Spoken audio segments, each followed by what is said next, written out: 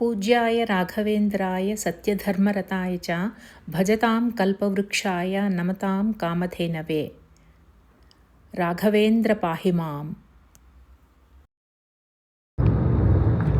Hi friends, అందరూ ఎలా ఉన్నారు? ఈరోజు ఉదయం మేము హైదరాబాద్ నుంచి మంత్రాలయం కారులో బయలుదేరాం. మంత్రాలయం చుట్టుపక్కల ఉన్న అహోబిలం, మహానంది, యాగంటి కూడా చూడాలనుకుంటున్నాం. ఇది 4 రోజుల ట్రిప్పు. ఈ 4 రోజుల ట్రిప్పు కూడా నేను ఈ వ్లాగ్లో చేయాలనుకుంటున్నాం. 4 hour ఎక్కాం. ఇంకా అనదర్ 4.5 hours ఉంది మంత్రాలయం చేరడానికి. సో ఈ జర్నీలో ఉన్న అన్నీ కూడా మీకు ఈ వ్లాగ్లో చేసి చూపించాలనుకుంటున్నాను. Please stay with me.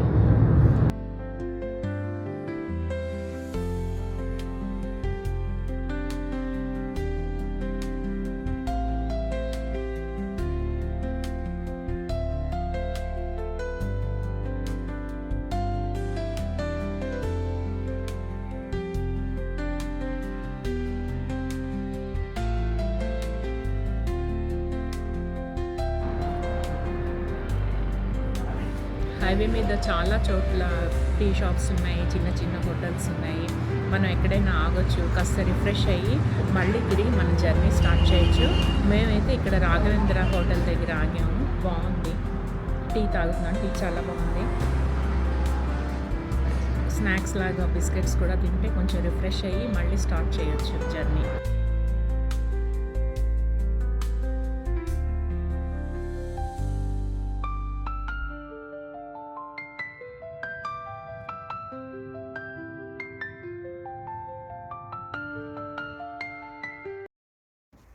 మధ్యాహ్నం 2 గంటలకి మంత్రాలయం చేరుకున్నాం.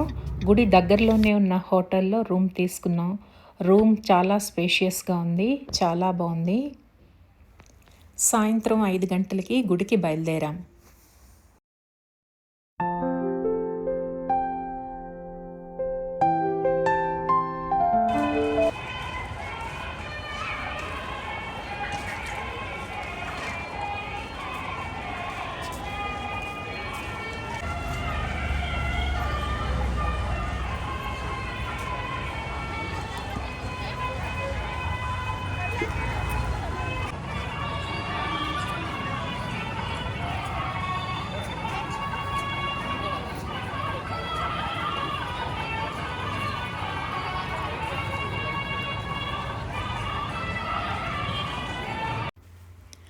బుధవారం అవడం మూలంగా కొంత రష్ తక్కువగానే ఉంది.